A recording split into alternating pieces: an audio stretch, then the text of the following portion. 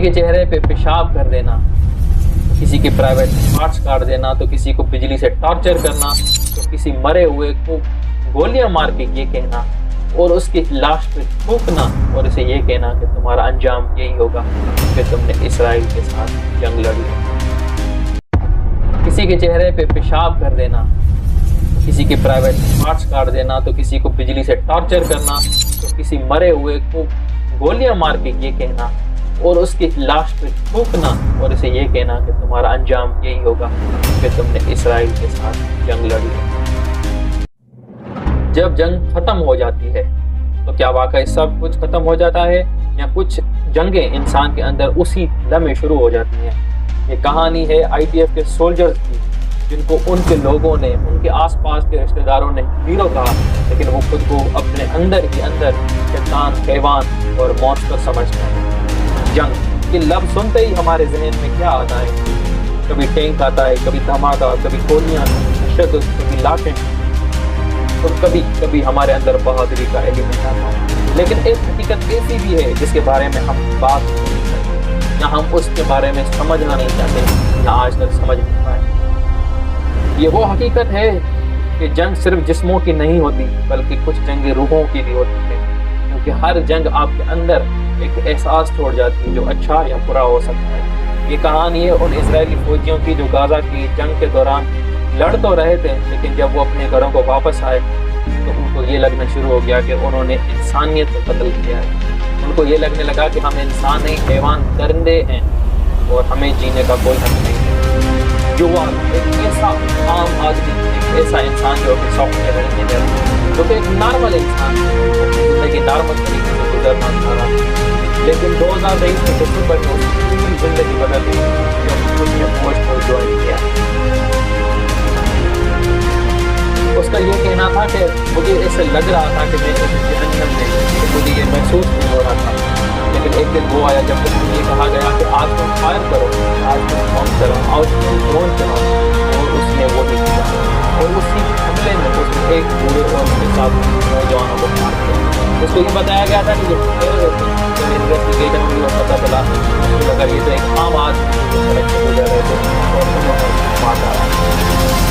اس کو یہ لگا کہ میں نے جب وہ منظر دیکھا تو مجھے اندر ہی اندر یہ لگنے لگا کہ میں تو ایک انسان ہی نہیں ہوں اور مجھے جینے کا تو کوئی حق نہیں ہے۔ سب خاموش تھے، کسی نے کچھ نہیں کہا۔ ایک کمانڈر آیا، لاشوں پر تھوکا، لاشوں پر تھوکتے ہوئے یہ بولا کہ یہ انجام ہے ان کا جو اسرائیل سے ٹکراتے ہیں، جو اسرائیل سے لڑتے ہیں۔ یوال کا یہ کہنا تھا، میں خاموش رہا کیونکہ میں بزدل تھا۔ یہی وہ لمحہ تھا جہاں صرف گولی نہیں چلی بلکہ انسانیت بھی مر گئی۔ اس کو یہ لگا کہ میرے اندر کی جو انسانیت ہے، جو میرا روح ہے، جو میرا ضمیر ہے، آج اس کی موت ہو گئی ہے۔ جنگ ختم ہوئی، یوال واپس آ گیا۔ لوگوں نے اس کا استقبال کیا، اس کو ہیرو بولا، اس کو اپنا سربراہ بولا، اس کو اپنا سیویئر بولا، لیکن وہ خود کو دیکھ بھی نہیں سکتا تھا۔ اس نے اپنے روم کے سارے آئینے توڑ دیے تھے۔ وہ گھر سے نکلنا چھوڑ گیا تھا، اور جب وہ نکلتا تو ایک ہوڈی پہن کے نکلتا تاکہ اس کو کوئی پہچان نہ سکے۔ اسے لگتا تھا کوئی اس سے بدلہ لے گا، کوئی اس کو مار ڈالے گا، کوئی اس کو اسی طرح قتل کر دے گا جس طرح اس نے کسی کو قتل کیا تھا۔ میں مرنا چاہتا ہوں مگر اپنی ماں کی وجہ سے زندہ ہوں۔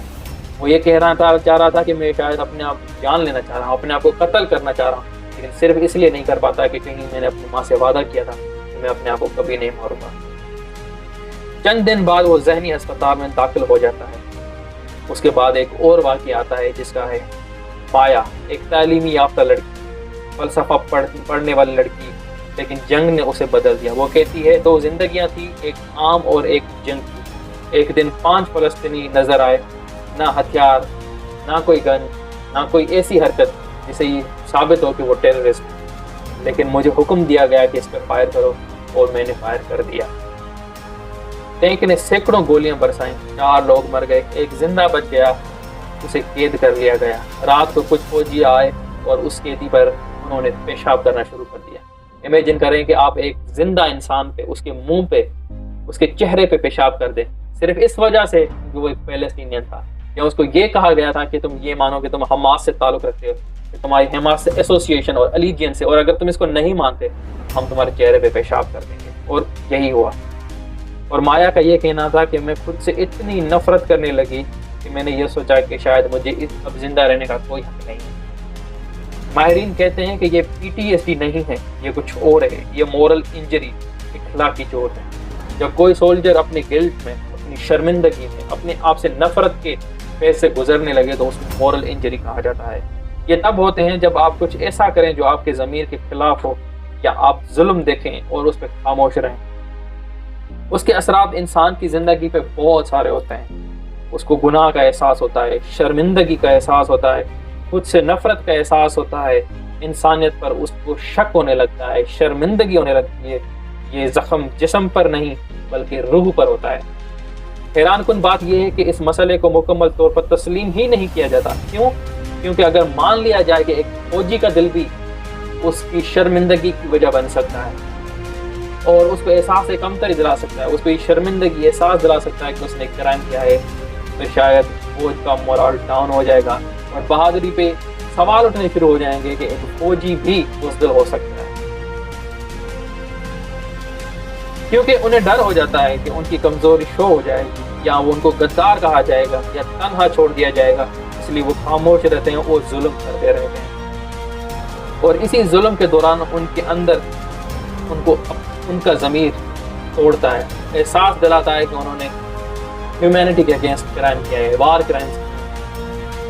جنگ صرف زمین پہ نہیں لڑی جاتی، یہ انسان کے اندر بھی ہوتی ہے، اور کبھی کبھی اندر کی جنگ باہر کی جنگ سے زیادہ خطرناک ہوتی ہے۔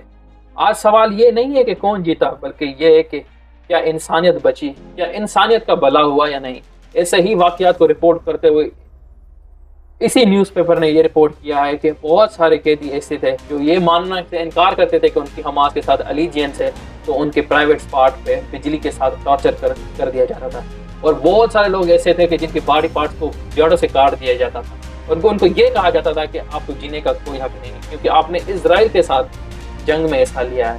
بہت سارے فلسطینیز کی کہانی ایسی ہے جن میں اسی سولجرز نے یہ بولا ہے کہ جب الشفا ہاسپٹل میں ہم گئے تو وہاں پہ لاشوں کی اس طرح سے بدبو آ رہی تھی کہ وہاں پہ 1 منٹ تو کیا، 1 سیکنڈ تو کیا، 1 مائکرو سیکنڈ رکنا بھی انسانیت کے لیے ممکن نہیں تھا۔ یہ تو وہ کہانیاں ہیں جو 4، 5، 8 لوگوں نے، سولجرز نے آ کے بتائی ہے۔ ایسی ہزاروں کہانیاں ہیں جو آج بھی ہم نہیں سنتے یا ان کا ہمیں پتہ نہیں ہے، لیکن غزہ میں ہونے والے جرائم کی کہانی اگلے 100 سال تک رپورٹ ہوگی، اگر 100 سال تک نہ ہوئی تو 50 سال تک ہوگی، لیکن اصل دکھ یہ ہے کہ ان پہ ہوگا کچھ نہیں، ان لاشوں پہ، ان کہانیوں پہ کچھ نہیں ہوگا۔ آج اس بات کرنے کا مقصد یہ ہرگز نہیں ہے کہ حماس نے کوئی کرائم نہیں کیا۔ حماس نے ایک کرائم کیا تھا اور ان کو پنشمنٹ ملنی چاہیے تھی، ان کو ایلیمینیشن کا سامنا کرنا چاہیے تھا، لیکن اسی آڑ میں جو کہ جینوسائیڈ ہوا، جہاں پہ ڈسپرشن آف پیپل ہوئی، اس کو ہمیں نہیں بھولنا چاہیے۔ اور ایسی بہت ساری کہانیاں ہوں گی جو آج بھی ہم نہیں سمجھیں گے یا نہیں سن سکتے۔